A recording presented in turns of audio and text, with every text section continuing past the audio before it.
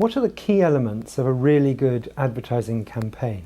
When I answer the question of what really makes a good advertising campaign, I always go back to the beginning and ask the question, what is the person who's paying for the campaign trying to achieve? What is that person's objectives? What is it that that person wants to happen as a result of spending money on this advertising campaign? So in order to decide whether it is good or bad, it is first of all most important to understand what it is that the campaign must try and achieve. Some people might say, well, that's obvious, to sell more goods, to sell more services, to sell more bottles of Coca-Cola or jeans, and often, of course, it is simply to sell more of a product, but not always. Sometimes it is to change the image of a company.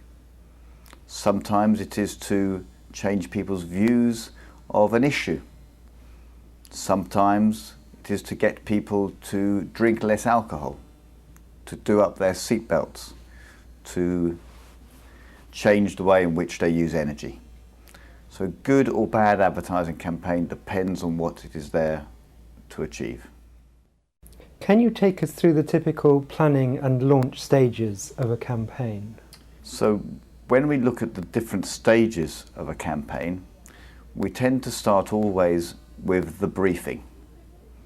The first stage is to identify the brief from the client and to agree the brief with the client.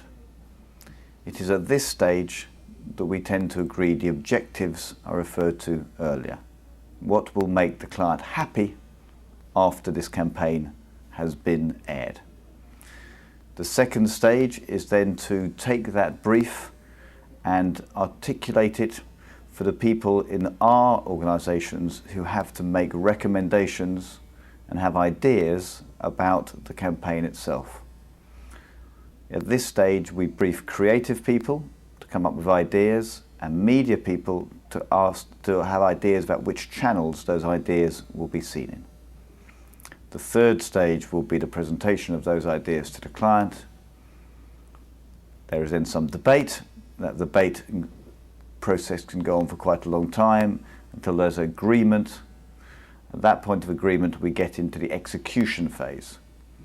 The execution phase is where we then produce the creative material and buy the space and places in the channels of distribution for that material.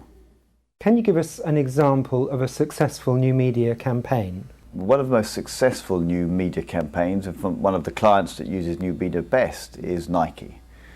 Nike, of course, have a young audience who are very literate about the new media and therefore live their lives in that medium.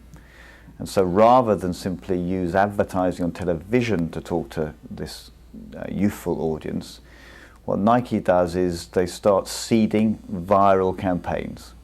And viral campaigns are pieces of film, pieces of content, which they hope will be picked up by individuals who see it, perhaps on YouTube, and passed on to their friends with comments to say, look at this piece of film, isn't it fantastic?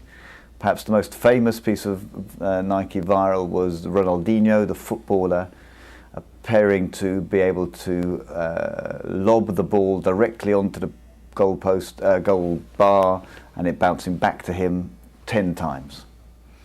A piece of outrageous skill which was just about believable, and then the viral campaign actually became about, was it real or was it faked? So what is not only an entertaining piece of film, but it generated its own PR, public relations exercise, it generated its own gossip on the web. The answer was, it was fake.